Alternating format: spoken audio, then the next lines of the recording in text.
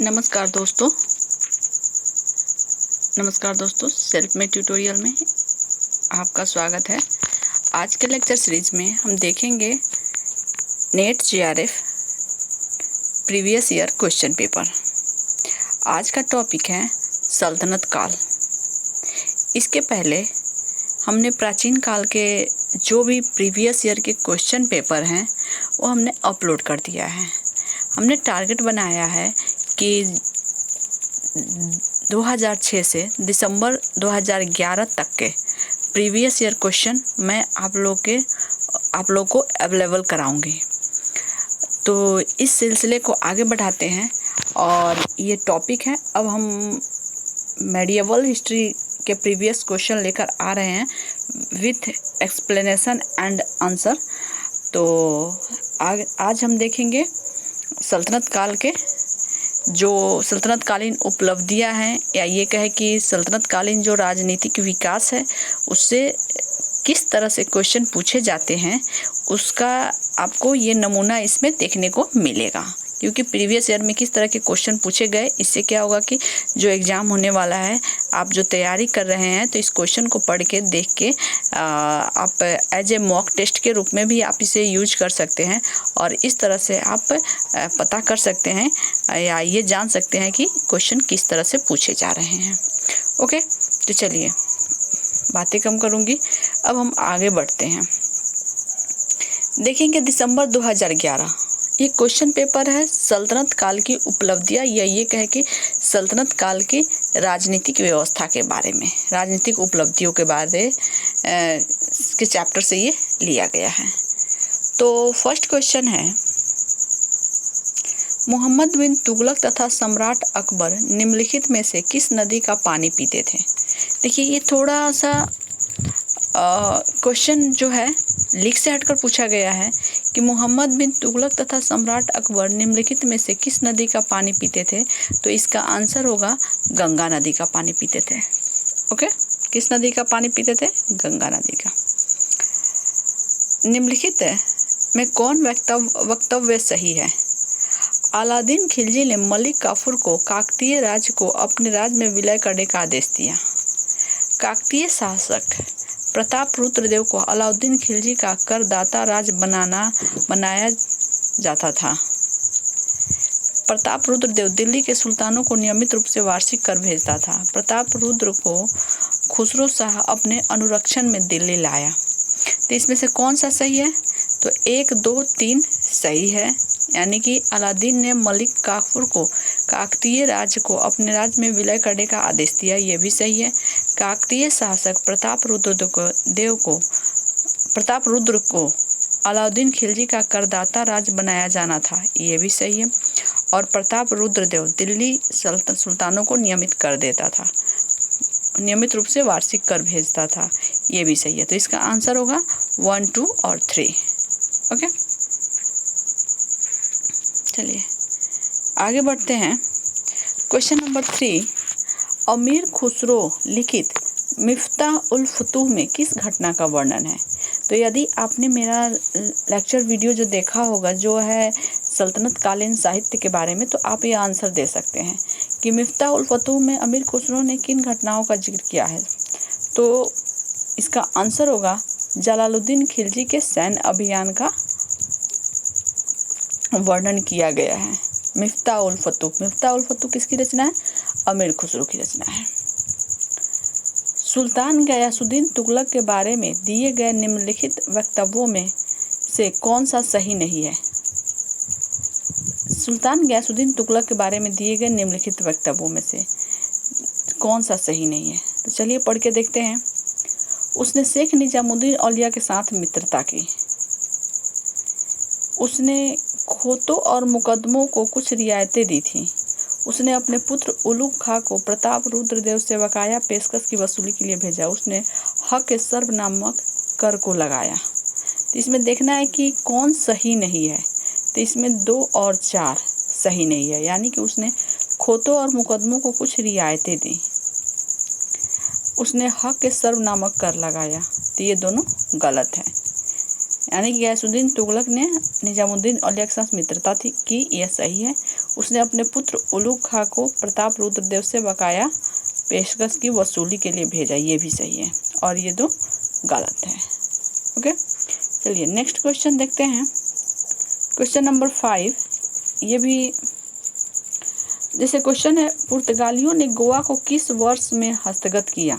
ये क्वेश्चन बहुत ही इम्पोर्टेंट है कि पुर्तगालियों ने गोवा को किस वर्ष में हस्तगत किया। यहाँ हस्तगत करना मतलब कि अपने अधिकार में लिया, तो 1510 ईस्वी में।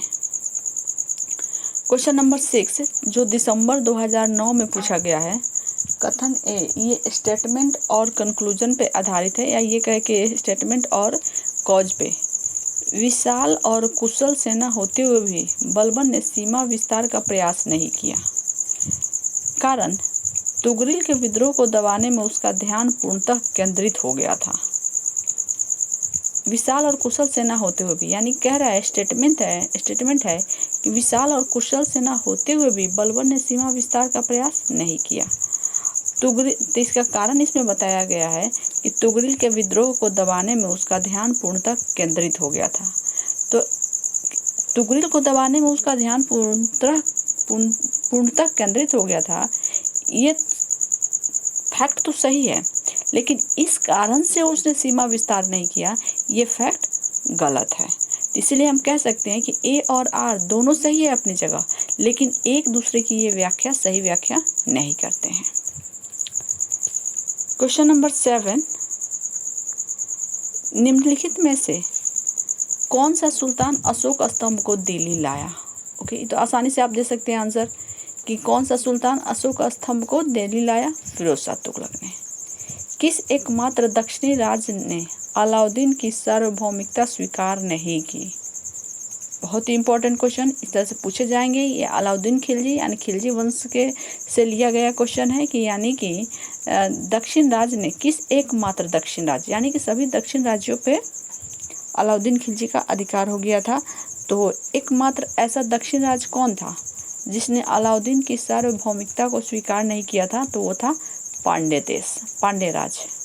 ओके, क्वेश्चन नंबर 9, इल्तुतमिश, ये भी कथन और कारण, स्टेटमेंट और कॉज पे बेस्ड है।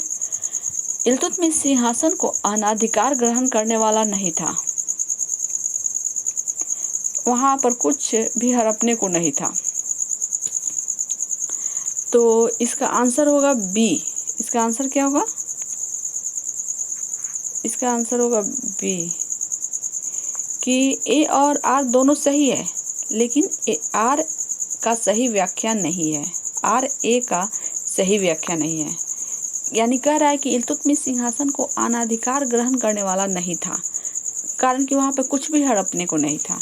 तो ऐसी बात नहीं है कि अनाधिकार ग्रहण करने वाला नहीं था, तो इसका मतलब ये नहीं कि वहाँ पे कुछ नहीं था।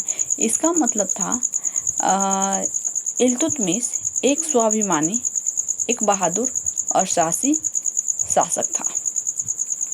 ओके, तो हम जाते हैं नेक्स्ट पेज पे।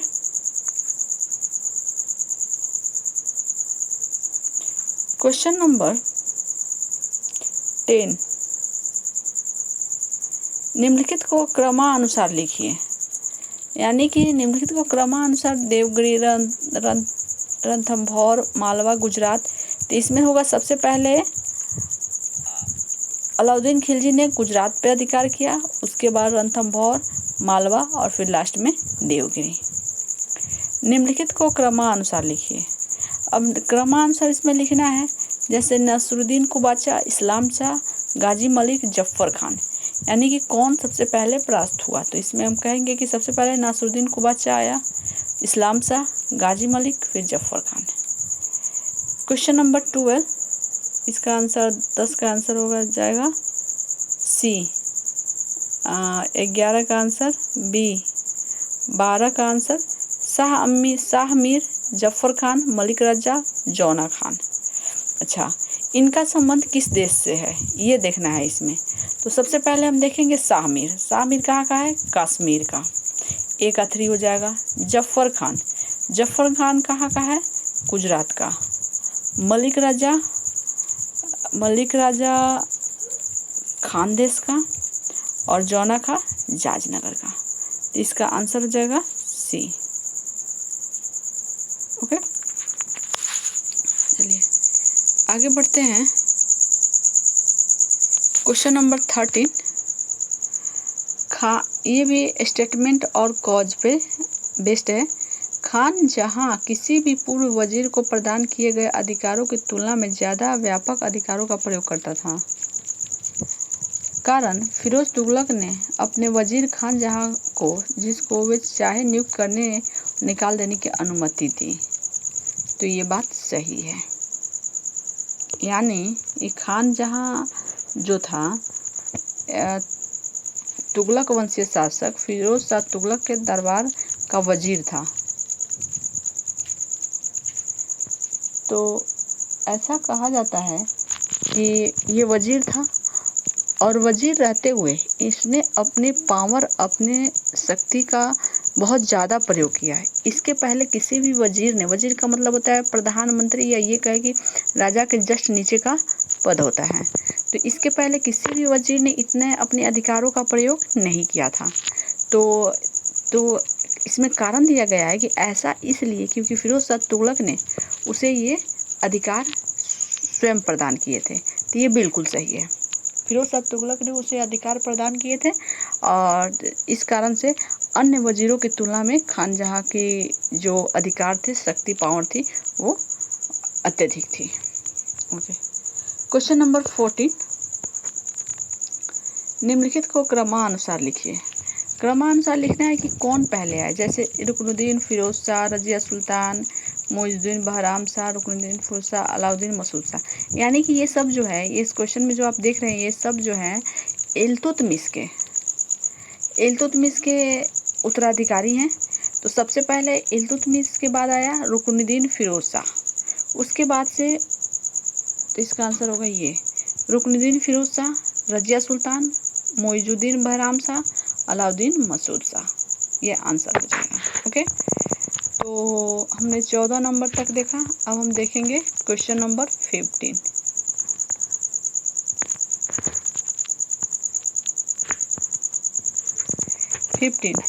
शेर शाह सूरी ने मालवा को कब विजय किया, यानी शेर शाह सूरी ने मालवा पर अपना अधिकार कब किया। तो इसका आंसर हो जाएगा 1542 में। मिर्जा राजा का खिताब किसको दिया गया था, मिर्जा राजा का खिताब जय सिंह को दिया गया था। इसमें थोड़ा सा मुगल काल से भी मिक्स किया हुआ है। जून 2018 में देखते हैं किस तरह से क्वेश्चन पूछा गया है। अलाउद्दीन खिलजी कर प्रणाली और अनाज एकत्रीकरण में मुख्य परिवर्तनों से जुड़ा था। उसने कम कीमतें सुनिश्चित करने के लिए कुछ उपाय भी किए, अपनी फौज का विस्तार करने और उन्हें कम वेतन पर रखने के उद्देश्य से। तो अलाउद्दीन खिलजी कर प्रणाली और अनाज एकत्रीकरण में मुख्य परिवर्तनों से जुड़ा था। उसने कम कीमत सुनिश्चित करने के लिए कुछ उपाय भी किए, ये कथन है। और ऐसा क्यों किया, क्योंकि अपनी फौज का विस्तार करने और उन्हें कम वेतन पर रखने के उद्देश्य से किया। देखिए, ए और आर दोनों सही है, लेकिन ये इसकी व्याख्या नहीं करता है। लेकिन काफ़ी हद तक ऐसा भी इसमें लग रहा है कि इसकी व्याख्या ये सही कर रहा है। चहलगानी निम्न के शासन काल के दौरान प्रमुख था। चहलगानी का मतलब होता है 40 तुर्क सरदारों का संगठन, जिसको चहलगानी भी कहते हैं। तो ये किसके समय में संगठित किया गया था, इल्तुतमिश के समय में। तो इसका आंसर हो जाएगा बी। निम्नलिखित क्वेश्चन 19, निम्नलिखित में से कौन सा मामलुक काल के लिए उपयुक्त नहीं है। खजाइन उल फतूह मामलुक काल के लिए उपयुक्त नहीं है। तबकात नासिर खजाइन उल फतूह। निम्नलिखित में से किसके कथनानुसार समस्त इस्लामिक पूर्व में दिल्ली सबसे बड़ा नगर है। तो किसके अनुसार, अमीर खुसरो के अनुसार। यानी कि इसके अनुसार समस्त इस्लामिक पूर्व में दिल्ली सबसे बड़ा नगर है, अमीर खुसरो ने कहा है। क्वेश्चन नंबर 21, बलबन ने राज्य की प्रतिष्ठा और शक्ति को बढ़ाने के लिए और सत्ता को अपने हाथ में केंद्रित करने के लिए कदम उठाए। उसने सार्वभौमिकता के इस्लामिक सिद्धांत का पालन किया। इसका आंसर हो जाएगा आपको ए बी। ए और आर दोनों सही है पर इसकी सही व्याख्या नहीं करता है। तो फिर ये रहा आपका प्रीवियस ईयर क्वेश्चन पेपर। ये विशेष रूप से नेट जेआरएफ 2020 की प्रिपरेशन के जो सीरीज चलाए जा रहे हैं उसके अकॉर्डिंग बनाए गए हैं। अभी तक एंशिएंट इंडियन हिस्ट्री और मध्यकालीन हिस्ट्री के भी बहुत सारे प्रीवियस ईयर क्वेश्चन अपलोड किए जा चुके हैं। एक बार आप ज़रूर देखें। यदि एग्ज़ाम की तैयारी करने जा रहे हैं या एग्ज़ाम देने वाले हैं तो लास्ट पूरी तैयारी हो चुकी है तो आप लास्ट में एक बार इस वीडियो को ज़रूर देखें। अपने साथियों को भी शेयर करें और वीडियो को लाइक करें। ऐसे ही प्रीवियस ईयर क्वेश्चन पेपर के साथ और बहुत सारे महत्वपूर्ण वीडियो मैं लेकर आती रहूँगी। ओके, मैं एक नई वीडियो लेकर आऊँ, तब तक के लिए आपको गुड बाय एंड नमस्कार।